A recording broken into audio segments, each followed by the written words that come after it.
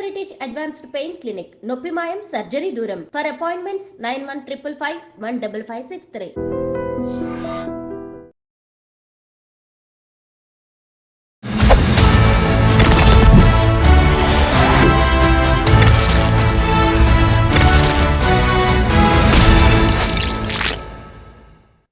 అందరికీ నమస్కారం. నేను Swaroopa Potlapalli. Welcome to I dream.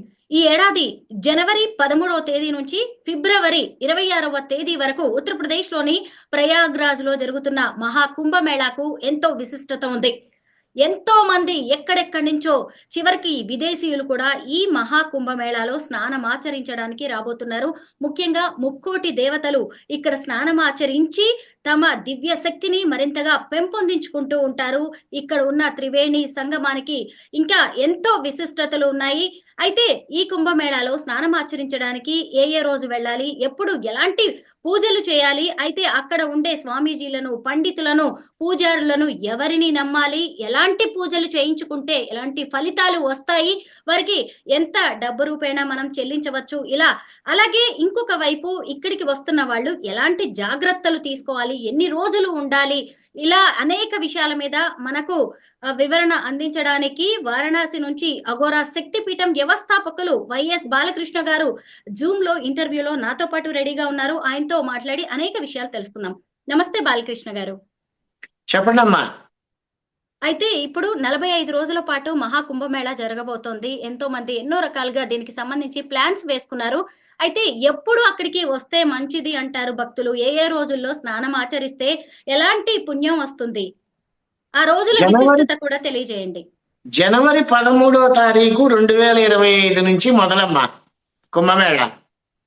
Kumbh Mela జనవరి 13వ తారీఖు పౌర్ణమి స్నానం, పూర్ణిమ స్నానంతో మొదలు. ఆ రోజు స్నానం చేయాలి. ఆ తర్వాత మకర సంక్రమణం జనవరి 14, ఆ రోజు స్నానం చేయాలి. రెండవది షాహి స్నానం అంటారు. ఇది నాకు మౌని అమావాస్య రోజు చేయాలి. ఇది జనవరి 29. ఆ తర్వాత వసంత పంచమి. వసంత పంచమి స్నానం వచ్చేసి ఫిబ్రవరి 12. అలాగే మాఘ పౌర్ణిమ ఫిబ్రవరి 12, మహాశివరాత్రి ఫిబ్రవరి 26. ఇలా 6 స్నానాలు ఖచ్చితంగా చేయాలి. బట్ అవకాశాన్ని బట్టి మీరు స్నానం ఆచరిస్తే బాగుంటుంది.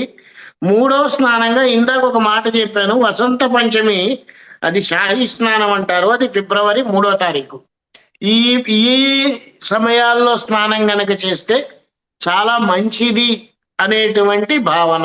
ఏది ఏమైనప్పటికీ అద్భుతమైనటువంటి మహాకుంభమేళ ఆనందంగా, ఉల్లాసంగా, ఉత్సాహంగా మీ సమయాలని కుదుర్చుకొని వచ్చేటప్పుడు జాగ్రత్తలు తీసుకొని, ఎంత జాగ్రత్త తీసుకోవాలి అని అంటే పసిపిల్లల్ని తీసుకురాకుండా, ముసలి వాళ్లతో ప్రయాణాలు చేయకుండా, కుర్రవాళ్ళు బయలుదేరి కనుక రాగలిగితే వాళ్ళకి రూములు లేకపోయినా ఎక్కడొక్కడ తలదాచుకుంటారు. కాబట్టి స్నానాలు చేయండి, రండి. మీకు ఉన్నటువంటి పాపాలు పోతాయని నేను చెప్పను, పుణ్యం వస్తుంది అని కూడా నేను చెప్పను. కానీ మనలో ఉన్నటువంటి నెగిటివిటీ పూర్తిగా పోయి పాజిటివ్తో బాడీ మొత్తం నిండిపోయి మనం ఏ పని చేసినా కానీ ఆటంకం కలగకుండా వాళ్ళ పనులు ముందుకు సాగిపోతూ ఉంటాయి.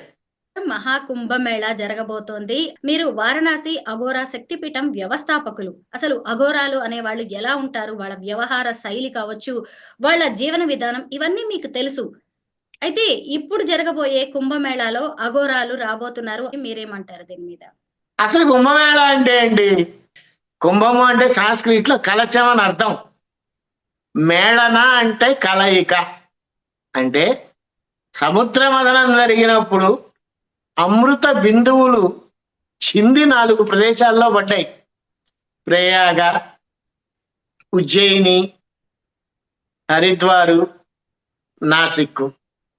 ఈ 4 ప్రదేశాల్లో పడ్డటువంటి అప్పుడు కుంభమేళ వస్తుంది.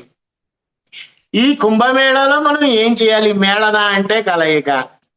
అసలు కుంభమేళాకి ఈ కలయికకి సంబంధం ఏంటి? పెద్ద పెద్ద వాళ్ళు, స్వామీజీ లాంటి వాళ్ళు కానీ, పీఠాధిపతులు లాంటి వాళ్ళు కానీ మన ఇంటికి వస్తున్నా, లేదు ఒక మందిరానికి వస్తున్నా పూర్ణ కుంభ స్వాగతం పలుకుతారు. అంటే అమృత బిందువులు కలిసినటువంటి పూర్ణ కుంభ స్వాగతం కలుపుతారని అర్థం, ఇస్తారు అని అర్థం. అలాగే ఈ కుంభమేళాలో ఒంటికాల మీద నుంచి తపస్సు చేసుకునేవాళ్ళు, ఒక చెయ్యి ఎత్తి తపస్సు చేసుకునేవాళ్ళు, చిన్నతనంలోనే నాలికని శివుడికి అర్పించేసి ఆహారం లేకుండా ఇప్పటికీ తపస్సు చేస్తున్న వాళ్ళు, ఇంకొంతమంది నది చుట్టూతో తిరిగి తపస్సు చేసేవాళ్ళు, కొంతమంది ముళ్ళ మీద పడుకొని తపస్సు చేసేవాళ్ళు, ఎందరో మహానుభావులు, అందరికీ వందనాలు. వీళ్ళందరినీ కూడా మనం ఖచ్చితంగా ఈ కుంభమేళాలో చూస్తాం.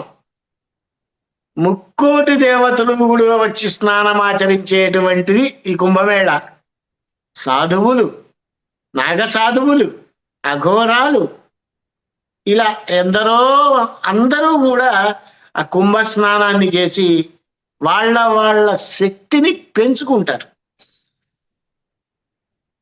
అందులో ఎప్పుడో ఒకసారి వచ్చే ఈ కుంభమేళ అంతమంది సాధువులు, అంతమంది యోగులు వీళ్ళందరూ కలుస్తారు కాబట్టి దానికి మేళన అనేటువంటిది వచ్చింది. అందరూ ఒక చోట సమావేశం అవుతారు. అంతటి అద్భుత ఘట్టం ఈ కుంభమేళ. ఇకపోతే అఘోరాలు, మీరు ఇందాక ఒక మాట అన్నారు, శ్రీనివాస్ అనే అతను కుంభమేళాకు వస్తాడా రాడా? అతను వచ్చినా పెద్ద పట్టించుకునే వాళ్ళు లేరు, రాకపోయినా పట్టించుకునే వాళ్ళు లేరు. అతను వచ్చిన రకమైన పెద్ద సంబంధము లేదు. వాటి గురించి కాస్త పక్కన పెట్టేయండి. ఈ కుంభమేళ, ఈ అఘోరాలు, అసలు అఘోర ఎలా అవుతారు? అఘోర అవ్వాలంటే ఏం చేయాలి? అసలు అఘోర అవ్వాలంటే ఎవరిని సంప్రదించాలి? మనకి ఉదాహరణగా చెప్పాలంటే అద్భుతమైనటువంటి వ్యక్తి వాల్మీకి. తను రామాయణాన్ని రచించాడు. అంతకు ముందెవరు? ఒక దొంగ. వాల్మీకి అనేటువంటి అతను ఒక దొంగ. అందరినీ తంతు, డబ్బులు సంపాదిస్తూ, చంపి, తింటూ ఇలా జీవనాన్ని సాగిస్తూ ఉంటే వాడి అదృష్టవశాత్తు సప్త ఋషులు వాడికి ఎదురుకుండా పడి, ఈ వాల్మీకి అనేటువంటి బోయేవాడు వాళ్ళని చూడంగానే ఒక విధమైనటువంటి వైబ్రేషన్ కలిగి వాళ్ళు కూడా ఇంకొక మంత్రాన్ని శ్రీరామ అని చెప్తే ఆ మంత్రాన్ని పట్టుకొని అద్భుతంగా తపస్సు చేస్తూ, ఎంత ఘోరమైన తపస్సు! తను వాన పడుతున్నా, ఎండ పడుతున్నా, చీమలు పుట్టినా, పుట్టలు పెట్టినా అకుంఠిత దీక్షతో తపస్సు చేసి, వాల్మీకము అంటే పుట్ట కాబట్టి పుట్టలో నుంచి వచ్చిన వాడు వాల్మీకి అయ్యాడు అని మనం చెప్తాం రాసి ఉన్న కథనం ప్రకారం. అలాగే మనకి దీక్ష తీసుకోవాలి అన్న తపన కలిగినప్పుడు నిజమైన అఘోర తనకి తానుగానే మన దగ్గరికి వస్తాడు. వచ్చి ముందర పరీక్ష పెడతాడు. ఎటువంటి పరీక్ష అంటే చెప్పలేము. ఒంటికాల మీద నుంచో అంట, ఆయన వెళ్ళిపోతాడు, వీడు నుంచుంటాడు. 24 గంటలు గడుస్తుంది, అయినా రాడు. చివరికి విసిగెత్తి ఈయన నిజంగా అఘోరానా కాదా అని వీడు వెళ్ళిపోయాడు అనుకోండి, వీడి కర్మ. అదే ఉన్నాడనుకోండి, ఆ గురువుకి నచ్చాడనుకోండి, ఒక అఘోర దీక్ష ఇస్తారు. అఘోర దీక్ష ఇచ్చిన తరువాత ఫస్ట్ వాడికి వాడు దహన సంస్కారాలు చేసేసుకోవాలి. అంటే నేను ఇంకొక జన్మ ఎత్తుతున్నాను అఘోర రూపంలో, నాకు ఆ జన్మ అవసరం లేదు అని తనకి తాను పితృకార్యం, పిండ ప్రదానాలు చేసేసుకోవాలి. ఎప్పుడైతే అలా చేసుకున్నాడో ఇంటికి గాని, బంధువులకి గాని, పెళ్ళిళ్ళకి గాని, శుభకార్యాలకు గాని, అశుభకార్యాలకు గాని ఎటువంటి వాటికి వీడితో సంబంధం ఉండదు. 24 గంటలు ఆ ఘోర, ఏ గురువు గారు అయితే ఆ ఘోర మంత్రాన్ని ఇచ్చారో ఆ మంత్రాన్ని చెప్పిస్తూ తనకి తాను సిద్ధింప చేసుకుంటూ ఉండాలి. అంతటి గొప్ప శక్తి అఘోరాల్లో ఉంది. అఘోరాలు తలుచుకుంటే ఇదవుతుంది అది కాదు అనేటువంటిది లేదు. ఏది కావాలి అని అనుకుంటే అది ఖచ్చితంగా అయిపోతుంది. అలాగే Aghora is equal to lord Shiva. ఎందుకన్నానంటే ఈ మాట, అంతకు ముందు వరదలు వచ్చినప్పుడు మనందరికీ తెలిసిన విషయమే, కేదార్నాథ్ మొత్తం కొట్టుకుపోయింది. గంగ విపరీతంగా పొంగి పొర్లుతోంది. అటువంటి టైంలో కూడా ఒక రాయి కేదార్నాథ్ గుడిని ఆపింది అని అంటే అది సామాన్య విషయం కాదు కదా. అందుకే Aghora is equal to lord Shiva అంది. అలాగే కుంభమేళ అసలు త్రివేణి సంగమంలో ఎందుకు జరుగుతుంది? అమృత బిందువులు పడ్డాయి కాబట్టి జరుగుతుంది. అసలు త్రివేణి సంగమం అంటే ఏంటి? త్రివేణి అంటే 3 పాయలు కలిగినటువంటిది, గంగా, యమున, సరస్వతి. ఇప్పుడు ఆడవారు జడ వేసుకున్నారనుకోండి, ఎన్ని పాయలు తీస్తారు? 3. వేసుకున్న తర్వాత కనపడేవన్నీ 2. ఆ కనపడకుండా ఉండేదే సరస్వతి నది. వేణి అంటే జడ. అమ్మవారు అలా తరంగాలుగా వెళ్తూ నాకు పండగ వస్తోంది, పెద్ద పండగ వస్తోంది, ముక్కోటి దేవతలు వచ్చి నన్ను పునీతం చేస్తారు, ఇన్నాళ్ళు జనాల్ని నేను పునీతం చేశాను, ఇప్పుడు నన్ను పునీతం చేయడానికి వస్తున్నారు, అఖండమైనటువంటి సాధకులు, యోగులు, నాగాబాబాలు వీళ్ళందరూ కలిసి నన్ను పునీతం చేయటానికి రాబోతున్నారు అని ఆనంద పరవశంతో ఉంటుంది ఆవిడ. అందువల్ల ఆ కుంభమేళా సమయాల్లో స్నానం ఆచరిస్తే చాలా మంచిది. అందరూ చేస్తారు, ప్రతి ఒక్కళ్ళు చెయ్యాలి కూడా. కానీ కొన్ని చెప్పచ్చో లేదో తెలియదు. కానీ అమ్మ, నాకు ఈసారి వచ్చే వాళ్ళందరికీ కూడా ఒక చిన్న హెచ్చరిక అనుకోండి. ఏంటి వీడు ఇలా చెప్తున్నాడు అని అనుకున్నా నేను బాధపడిన, కానీ కుంభమేళాకి రావాలి అని అనుకున్న వాళ్ళు దయచేసి రాకండి. పొరపాటున కూడా రావద్దు. ఎందుకు రావద్దు అంటున్నానంటే, ప్రస్తుతం కాశీలో 20 లక్షల మంది ఉన్నారు, ప్రస్తుతం ప్రయాగరాజ్లో 20 లక్షల మంది ఉన్నారు. 13వ తారీఖు నుంచి వచ్చే నెల 26వ తారీఖు దాకా దాదాపుగా 10-15 కోట్ల మంది వచ్చేటువంటి అవకాశం చాలా ఎక్కువగా ఉంది. అందులో డౌటే లేదు. 45 రోజుల పాటు జరుగుతున్న ఈ మహాకుంభమేళాకి దాదాపు 40 కోట్ల మంది రాబోతున్నట్టుగా ఇప్పుడైతే ఒక అంచనా ఉంది. దాన్ని బట్టి చూస్తే ఇప్పుడు మీరు ముందుగానే హెచ్చరికలు చేస్తున్నారు, కానీ జనం వీటన్నిటిని పట్టించుకోరు కదా. మీ అందరికీ తెలిసిందే, జనాలు మీరు ఎన్ని చెప్పినా వినరు. ఇక్కడ విచిత్రం ఏంటంటేనమ్మా, నేను ప్రాక్టికల్ గా నేను చెప్తున్నా, ప్రాక్టికల్ గా రావద్దు అని మనం చెప్పలేం, గానీ వచ్చేవారు ఎలాంటి జాగ్రత్తలు తీసుకోవాలో చెప్పండి. మీరు ఏ జాగ్రత్తలు తీసుకోలేరు, నేను అదే చెప్తున్నాను. అందుకనే ఏ జాగ్రత్తలు మీరు తీసుకోలేరు. ఫస్ట్ మీరు రూమ్ ఎత్తుక్కోవాలి అంటే 1000 రూపాయలు రూమ్ 9000, 10,000 ఇస్తున్నారు. ఎంత డబ్బని ఖర్చు పెడతారు? ప్లస్ 9,000 కాదు 10,000 పెట్టినా కానీ రూములు దొరకట్లా. అది కూడా 24 గంటలకు మించి ఇవ్వటల్లా. ఇప్పుడు రాకుండా జనవరి 25 తర్వాత రండి, వస్తే కాస్త ఫ్రీ అవుతుంది. ఆ టైంలో వచ్చి స్నానం చేయండి, తప్పు లేదు. నేను మొట్టమొదటి రోజే మునిగేస్తాను, ఉన్న పాపం మొత్తం పోగొట్టుకోవాలి, మళ్ళీ రేపటి నుంచి ఫ్రెష్గా పాపాలు మొదలు పెట్టాలి అనుకుంటే సర్వే జనా సుఖినో భవంతు అని అనుకోవాలి. ఎందుకంటే ఎలాంటి ప్రమాదము కూడా జరగకుండా చూసుకోవాల్సిన బాధ్యత మనలోనూ ఉంది, ప్రభుత్వం వారి మీద ఉంది. చాలా మటుకు ఏదైనా జరిగితే ఏంటి, అనే క్వశ్చన్స్ వస్తున్నాయి.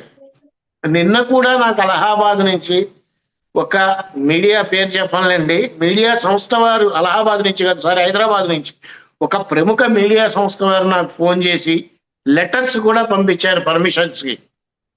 నేను ఆ లెటర్ ఫార్వర్డ్ చేస్తే అక్కడి నుంచి గవర్నమెంట్ ఆఫీసర్స్ నుంచి వచ్చినటువంటి నాకు సమాధానం ఏంటంటే, రిస్క్ ఎందుకు గురూజీ, వద్దని చెప్పండి, లైవ్ చూపించేసుకోమనండి, లైవ్ ఇస్తారు కదా చాలా మంది అని చెప్పారు.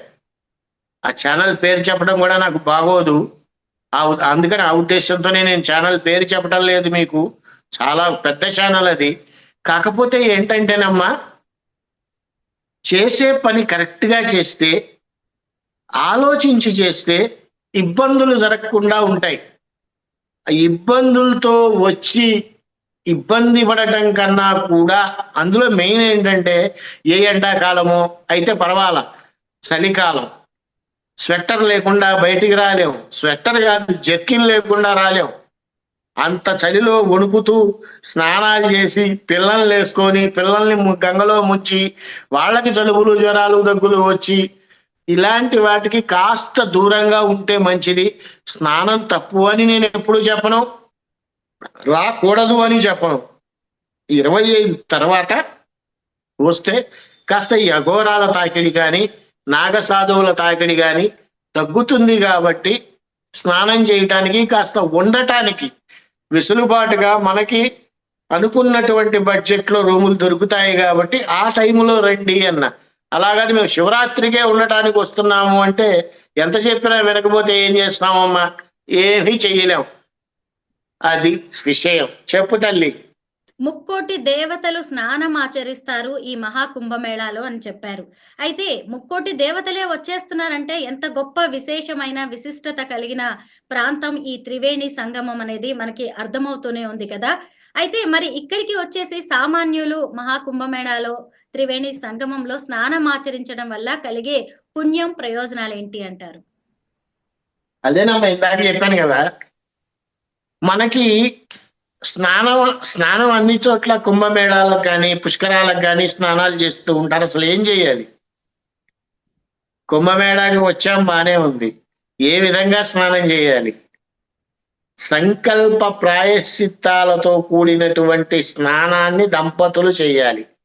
ఆ తర్వాత పితృకార్యాలు, పోయిన వాళ్ళకి పిండ ప్రదానం చేయటము, ఇలాంటి వాటిని ఖచ్చితంగా ఆచరించాలి. ఎందుకంటే మనం ఎంత సంపాదించినా ఎంత కష్టపడ్డా పోయిన వాళ్ళనైతే తిరిగి తీసుకురాలేము. వాళ్ళు ఇచ్చినటువంటి దాన్ని అనుభవిస్తూ కూడా వాళ్ళకి శ్రాద్ధ కర్మలు చేయకుండా చాలా మంది ఉంటున్నారు. అలా చెయ్యండి, శ్రాద్ధ కర్మలు చెయ్యండి, ఎంతో పుణ్యం వస్తుంది. ముక్కోటి దేవతలే వచ్చి కుంభమేళాలో స్నానం చేస్తున్నారు. పాపాలన్నీ పోవాలి అని త్రివేణి సంగమంలో ఉన్నటువంటి ఆ గంగా యమున సరస్వతి అమ్మవార్లు కూడా ఆ ముక్కోటి దేవతలు ఎప్పుడొచ్చి స్నానం చేస్తారా, ఆ నాగసాధువులు ఎప్పుడు స్నానం చేస్తారా, ఆ ఘోరాలు ఎప్పుడు స్నానం చేస్తారా? అంతకుముందు నేను మామూలు జనాలందరినీ పునీతం చేశాను, వీళ్ళందరూ నా కోసం నన్ను పునీతం చేయడానికి వస్తున్నారు అని చెప్పి ఆనందంగా ఉరకలేస్తూ ఉంటుంది. అలాగే ఈ పితృకార్యాలు చేసేటప్పుడు కూడా విపరీతమైనటువంటి డబ్బుల్ని వసూలు చేస్తూ ఉంటారు. ప్రస్తుత పరిస్థితుల్లో ప్రయాగలో కొన్ని పేర్లు ఉన్నాయి, చెప్పకూడదు. అలా పవన్ కుమార్ శాస్త్రి అని ఇలా చాలా మంది ఉన్నారు. ఎవరి దగ్గరికి వెళ్ళినా సరే 500కు మించి పిండ ప్రదానానికి ఖర్చు పెట్టద్దు. అక్కడ బోటు 10,000 ఇస్తావా 20,000 ఇస్తావా అనే సిచ్యువేషన్ ఇప్పుడు. కానీ బోట్లో వెళ్లే సిచ్యువేషన్ అయితే ఉండదు ఇప్పుడు ఈ కుంభమేళాలో. దాని గురించి దిగులు పడక్కల్లా. వచ్చిన వాళ్ళు ఈ కార్యక్రమాలు చేయండి, మాఘ స్నానాలు చేయండి, శివరాత్రికి స్నానాలు చేయండి, పౌర్ణమి స్నానాలు చేయండి. కానీ ఏది చేసినా తమ జాగ్రత్తలు తీసుకొని చేయండి. లేకపోతే జరగరానిది ఏదన్నా జరిగితే తర్వాత ఏమీ చేయలేం. ఆ రేవతి గారు చనిపోయినట్టు ఎన్ని లక్షల కోట్లు ఇచ్చినా అవి రాదు. అలాగే ప్రాణం మనకి ఒక్కసారే పోతుంది, ఒక్కసారే వస్తుంది.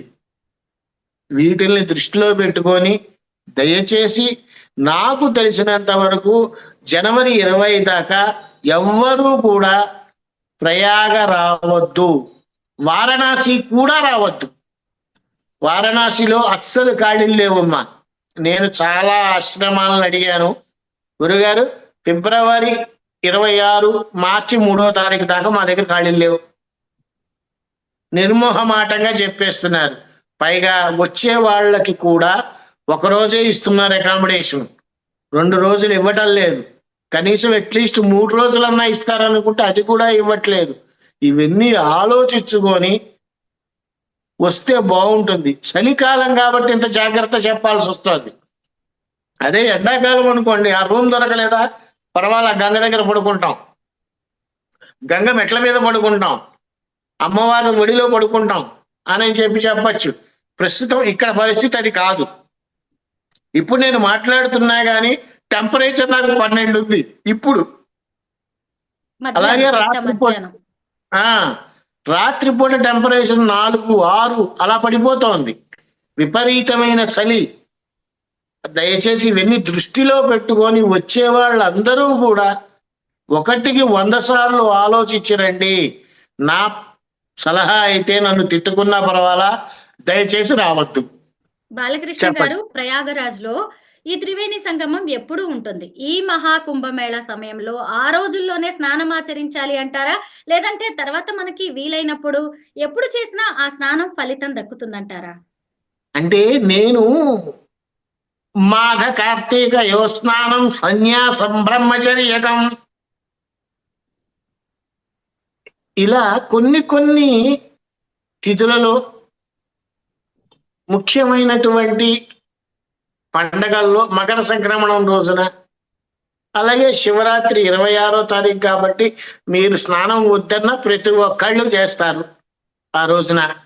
ఎందుకంటే ఉపవాసం ఉంటారు, జాగరణ చేస్తారు కాబట్టి చక్కగా ఉంటారు. కాబట్టి నేను చెప్పిన టైముల్లో స్నానం చేస్తే కాస్త ఇంకొంచెం పాజిటివ్ పెంచుకుంటారు. నిజం చెప్పాలంటే అమ్మా, త్రివేణి సంగమంలో ఎప్పుడు స్నానం చేసినా అద్భుతమైనటువంటి పాజిటివ్నెస్ వస్తుంది, రాదు అనేటువంటిది ఏమీ లేదు. కాకపోతే ఏంటయ్యా అంటే, ఇందాక నేను చెప్పినట్టు మేళన అంటే కలయిక, అది మనకి కాదమ్మా, సాధువులకి, యోగులకి, అఘోరాలకి, వీళ్ళంతా ఒక చోట కలుస్తారు. చాలా మంది స్నానాలు చేయడానికి వస్తారో రారో నాకు తెలియదు, కానీ వీళ్ళని చూడటానికి వచ్చే వాళ్ళు ఎక్కువ ఉంటారు. రష్ అనేటువంటిది అక్కడే ఎక్కువగా ఉంటుంది.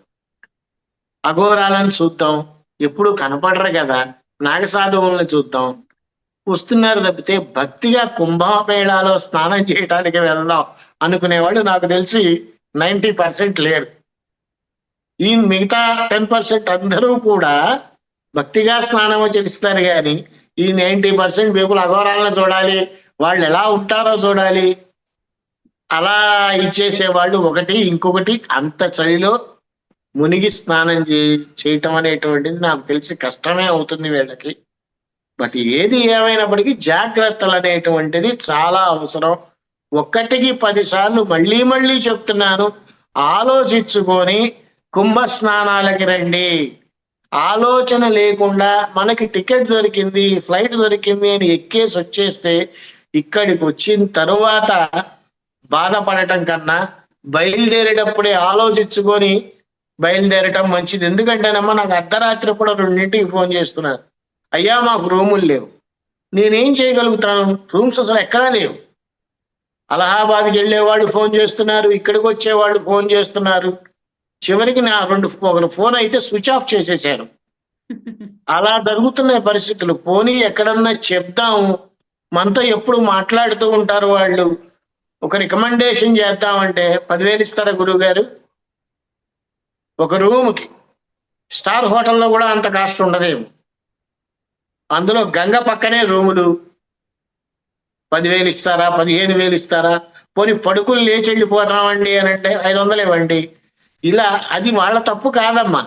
ఇక్కడ ఉండేటువంటి రష్కి ఏం చేయాలో తెలియక మాట్లాడటం ఇవన్నీ.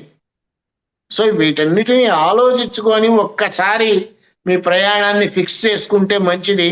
నన్ను అడిగితే మాత్రం జనవరి 25 దాకా బయలుదేరద్దు. మహాకుంభమేళ అనేది మహా తీర్థయాత్ర. అక్కడికి వచ్చేసి ఆ విశ్వేశ్వరుణ్ణి దర్శించుకోవడమే కాదు, చుట్టుపక్కల ఉన్న ప్రాంతాలను కూడా సందర్శించాలి, పుణ్యక్షేత్రాలని చూసి రావాలని చాలా మంది అనుకుంటారు. అయితే మహాకుంభమేళాకి ధైర్యం చేసి వచ్చే వాళ్ళు చుట్టుపక్కల ఉన్న వేటిని సందర్శిస్తే ఎలాంటి ఫలితం కలుగుతుందంటారు? చుట్టుపక్కల అంటేనమ్మా అసలు నిజం చెప్పాలంటే ఒక కాశీ చుట్టానికే జీవితకాలం సరిపోదు. అవును. ఒక జీవితకాలం సరిపోదు కాశీ చుట్టానికి.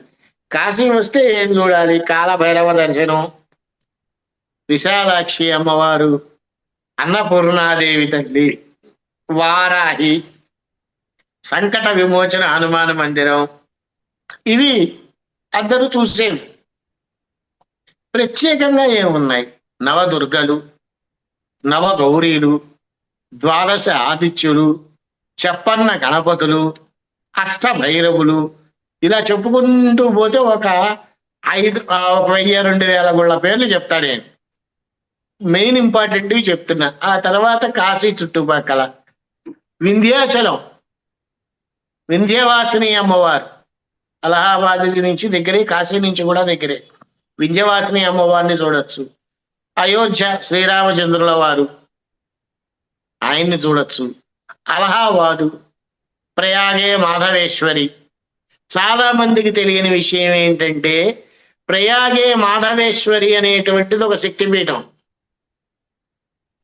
100% మంది ఒరిజినల్ శక్తిపీఠాన్ని ఈ రోజు వరకు కూడా చూడల. అలోపి మాత అని ఒకటి ఉంటుంది అక్కడ ప్రయాగలో. అమ్మవారు బావిలో ఉంటారు. దాన్నే తీసుకెళ్లి మాధవేశ్వరి శక్తిపీఠం అని చెప్తారు. అది కాదు.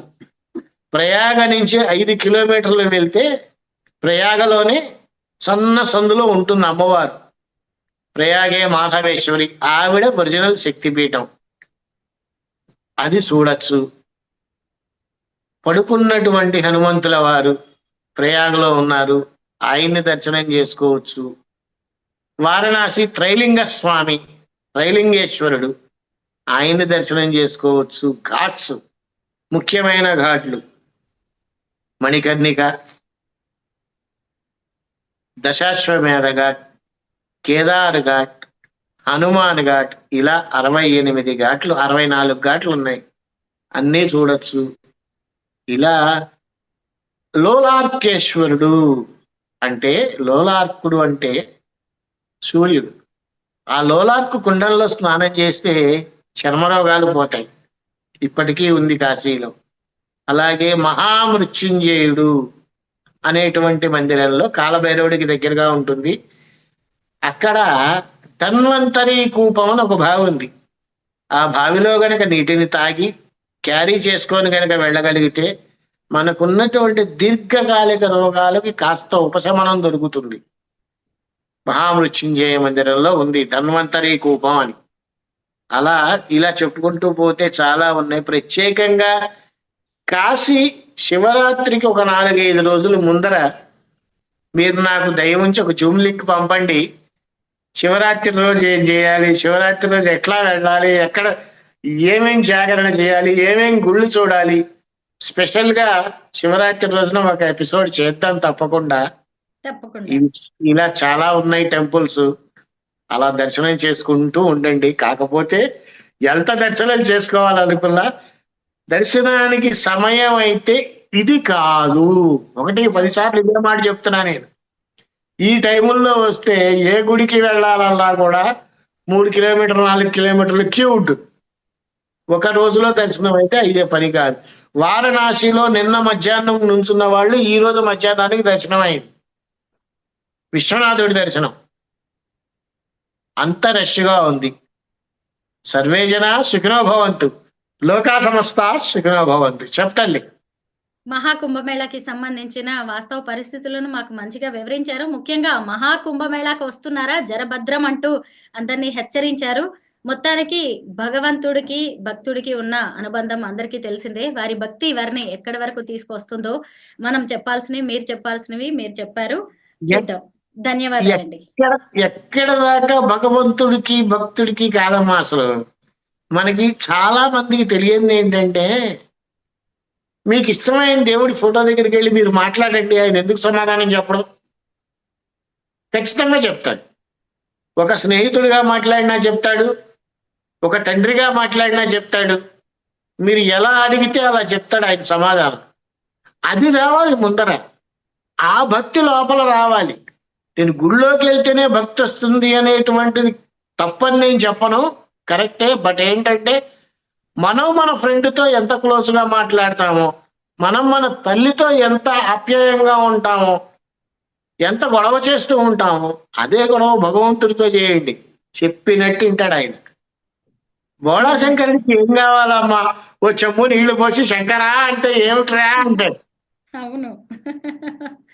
ఓహో, మనం రుద్రం చదవక్కర్లేదు, మంత్ర పుష్పాలు చదవక్కర్లేదు, ఏమి చదవక్కర్లేదు. ఎత్తి మీద బిలవదళం వేసి శంకరా నువ్వు చెమ్ము నీళ్లు పోస్తే ఏంట్రా అంటాడు.